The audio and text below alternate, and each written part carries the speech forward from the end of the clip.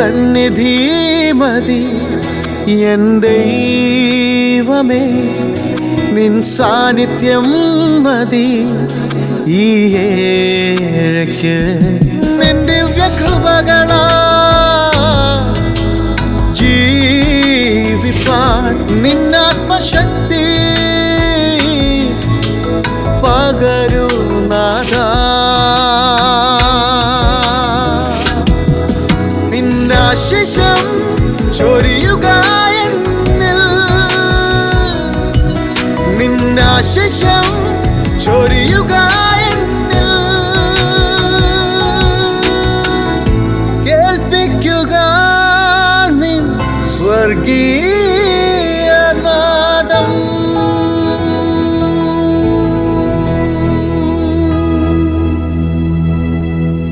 സ്വർഗീയനാദം ശ്രവിക്കുന്ന എല്ലാ മാന്യ സ്നേഹിതർക്കും സ്നേഹവന്ദനങ്ങൾ അറിയിക്കുന്നു.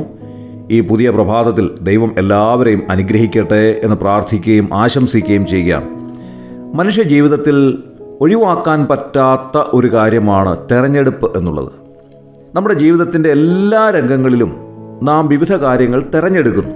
ഒരു കൊച്ചുകുട്ടിയെ നോക്കുക, അതിന് ഇഷ്ടപ്പെട്ടതായ ടോയ്സ്, കളിപ്പാട്ടങ്ങൾ അത് തിരഞ്ഞെടുക്കുന്നു. അതിന് ഇഷ്ടമെന്ന് തോന്നുന്ന ചോക്ലേറ്റ് അത് തിരഞ്ഞെടുക്കുന്നു. അത് പ്രായമായി വരുന്തോറും അതിൻ്റെ ഓരോ ആവശ്യങ്ങൾക്കനുസരണമായി അതിൻ്റെ ഇഷ്ടമനുസരിച്ചുള്ളതായ കാര്യങ്ങൾ അത് തിരഞ്ഞെടുക്കുകയാണ്. അങ്ങനെ കുട്ടികളായിരുന്നാലും യൗവനക്കാരായിരുന്നാലും പ്രായമുള്ളവരായിരുന്നാലും ഏത് മേഖലയിൽ ജോലി ചെയ്യുന്നവരായിരുന്നാലും എല്ലാവർക്കും അവരവർക്ക് ആവശ്യമുള്ള കാര്യങ്ങൾ അവരവർ ഒരുക്കുന്ന മാനദണ്ഡങ്ങൾക്കനുസരണമായി തിരഞ്ഞെടുക്കുന്നവരാണ്.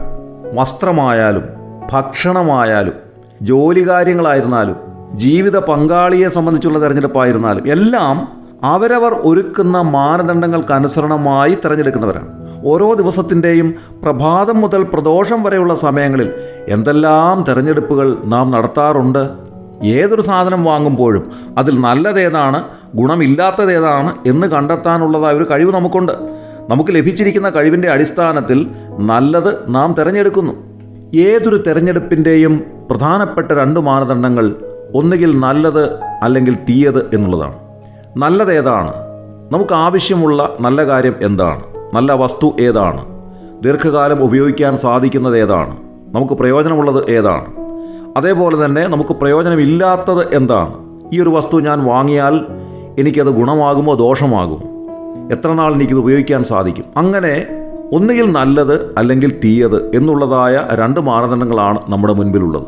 ആദ്യ മനുഷ്യരായ ആദമിനെയും ഹൗവയെയും ദൈവം സൃഷ്ടിച്ച് ഏദൻ തോട്ടത്തിലാക്കിയപ്പോൾ അവരുടെ മുൻപാകെയും ഇതേപോലെ തന്നെ 2 മാനദണ്ഡങ്ങൾ ഉണ്ടായിരുന്നു. എന്നേക്കും ജീവിക്കാൻ സഹായിക്കുന്ന ഫലം പുറപ്പെടുവിക്കുന്ന ജീവവൃക്ഷവും മരണത്തിലേക്ക് നയിക്കുന്ന ഫലം പുറപ്പെടുവിക്കുന്ന നന്മതിന്മകളെപ്പറ്റിയുള്ള അറിവിൻ്റെ വൃക്ഷവും ഏദൻ തോട്ടത്തിൽ ദൈവം മുളപ്പിച്ചിരുന്നു. കാരണം ദൈവം സൃഷ്ടിച്ച മനുഷ്യന് ദൈവം കൊടുത്തിരിക്കുന്ന ഏറ്റവും വിലയേറിയതായ ഒരു സ്വത്താണ് തിരഞ്ഞെടുക്കാനുള്ളതായ സ്വാതന്ത്ര്യം. ദൈവം അവരെ സൃഷ്ടിച്ച് ഏദൻ തോട്ടത്തിലാക്കിയപ്പോൾ അവരെ സംബന്ധിച്ചുള്ള ദൈവഹിതം എന്തായിരുന്നു? ജീവവൃക്ഷത്തിൻ്റെ ഫലം പറിച്ചു തിന്ന് എന്നേക്കും അവർ ജീവിക്കുന്ന ആ ദൈവം കൊടുത്ത തേജസ്സോടുകൂടെ എന്നേക്കും ജീവിക്കുന്നവരായി തീരണം എന്നുള്ളതായിരുന്നു ദൈവത്തിൻ്റെ ഹിതം. എന്നാൽ അവർ തിരഞ്ഞെടുത്തത് എന്താണ്? അവരുടെ മാനദണ്ഡങ്ങൾക്കനുസരണമായി ദൈവഹിതത്തിന് വിപരീതമായ കാര്യങ്ങൾ അവർ തിരഞ്ഞെടുത്തു. അതുകൊണ്ട് അവരുടെ തേജസ് നഷ്ടമായി തീർന്നു. ദൈവം അവർക്ക് വേണ്ടി ഒരുക്കിയിരുന്ന അനേക സൗഭാഗ്യങ്ങളെല്ലാം അവർ നഷ്ടപ്പെടുത്തി കളഞ്ഞു. അങ്ങനെ ആദാമിൻ്റെ പാപനിമിത്തം ലോകത്തിലെ സകല മനുഷ്യരും പാപികളായി തീർന്നു. അതുകൊണ്ടാണ് ദൈവവചനം പറയുന്നത്, ഏക മനുഷ്യനാൽ പാപവും പാപത്താൽ മരണവും ലോകത്തിൽ കടന്നു, പാപത്തിൻ്റെ ശമ്പളം മരണമത്രേ എന്ന് നാം വായിക്കുന്നു. അങ്ങനെ പാപിയായി തീർന്ന് നിത്യമായ നരകാഗ്നിക്ക് വിധിക്കപ്പെട്ട, നിത്യമായ മരണത്തിന് വേണ്ടി വിധിക്കപ്പെട്ട മനുഷ്യനെ തിരികെ ദൈവസന്നിധിയിലേക്ക് കൊണ്ടുവരുവാൻ, ദൈവമക്കളാക്കി തീർക്കുവാൻ ദൈവമൊരുക്കിയ വഴിയാണ് കർത്താവായ യേശുക്രിസ്തു. ദൈവവചനം ഇങ്ങനെ പറയുന്നു, അവനെ കൈക്കൊണ്ട് അവൻ്റെ നാമത്തിൽ വിശ്വസിക്കുന്ന ഏവർക്കും ദൈവമക്കളായി തീരുവാൻ അവൻ അധികാരം നൽകിയിരിക്കുന്നു. എല്ലാവരുടെയും മുൻപാകെ 2 വഴികൾ ഒരുങ്ങിയിരിക്കുന്നു. ഒന്ന് യേശുക്രിസ്തുവിലൂടെ നിത്യജീവങ്കിലേക്കുള്ള വഴിയും, രണ്ടാമത്തേത് ക്രിസ്തുവിനെ തള്ളിക്കളഞ്ഞിട്ട് നിത്യനാശത്തിലേക്കുള്ള വഴിയും. ഈ വാക്കുകളെ ശ്രദ്ധിക്കുന്ന പ്രിയമുള്ളവരെ, നിങ്ങളുടെ ജീവിതത്തിൻ്റെ ഇന്നയോളമുള്ള അനുഭവങ്ങളിൽ എന്തെല്ലാം കാര്യങ്ങൾ നിങ്ങൾ തിരഞ്ഞെടുത്ത് കഴിഞ്ഞു, നല്ലതേതെന്നും തീയതേതെന്നും മനസ്സിലാക്കി പല കാര്യങ്ങൾ നിങ്ങൾ തിരഞ്ഞെടുത്ത് കഴിഞ്ഞു. എന്നാൽ നിങ്ങളുടെ മുൻപാകെയുള്ള ഈ 2 വഴികളിൽ ഏത് നിങ്ങൾ തിരഞ്ഞെടുക്കും? യേശു കർത്താവിനെ രക്ഷിതാവും കർത്താവുമായി സ്വീകരിച്ച് നിത്യജീവനിലേക്കുള്ള വഴി തിരഞ്ഞെടുക്കുവാൻ ദൈവം നിങ്ങളെ സഹായിക്കട്ടെ. നമ്മുടെ കണ്ണുകളെ അടയ്ക്കാൻ പ്രാർത്ഥിക്കാം. ദൈവമേ, ഞങ്ങളുടെ സ്വർഗ്ഗീയ നല്ല പിതാവേ, ഞങ്ങൾക്ക് നൽകിയ നല്ല സമയത്തിനായി സ്തോത്രം ചെയ്യുന്നു. നിത്യതയെ സംബന്ധിച്ച ഗൗരവതരമായ തിരഞ്ഞെടുപ്പിൻ്റെ മുൻപാകെ ഞങ്ങളായിരിക്കുന്നു എന്നുള്ള ബോധ്യം എല്ലാവരിലും നൽകി സഹായിക്കണമേ. യേശുക്രിസ്തുവിലൂടെ സൗജന്യമായി ദൈവം നൽകുന്ന രക്ഷ വിശ്വാസത്താൽ പ്രാപിക്കുവാൻ എല്ലാവരെയും ഇടയാക്കണമെന്ന് പ്രാർത്ഥിക്കുന്നു. പ്രാർത്ഥന കേട്ടതിനായി സ്തോത്രം. യേശുക്രിസ്തുവിന്റെ വിലയേറിയ നാമത്തിൽ തന്നെ, ആമേൻ. ജീവിതയാത്രയിൽ കാലുകളിടറാതെ ബലമേകും ദൈവത്തിൻ വചനങ്ങൾ നിത്യവും ശ്രവിപ്പാൻ സ്വർഗീയ നാദം, ദ ഹെവൻലി വോയിസ്.